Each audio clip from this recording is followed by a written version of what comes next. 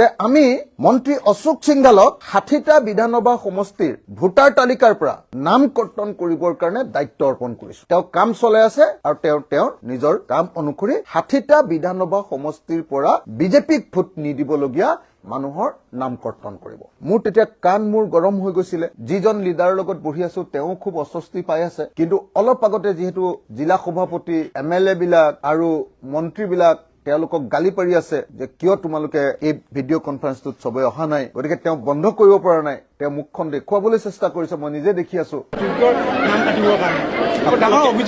আপোনালোকে অখিল গগৈ ডাঙৰীয়াৰ কথাত বিশ্বাস কৰে নেকি?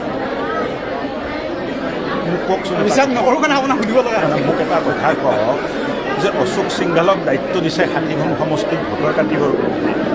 কিন্তু কোনোবাই ক'ব কৰিব পাৰে নেকি কামটো? কওকচোন, মোক বুজাওকচোন, কেনেকুৱা কথা হ'ব লাগিব? এজন বিধায়কে তেনেকৈ কথাবোৰ পাতল কৰিব নাপায়।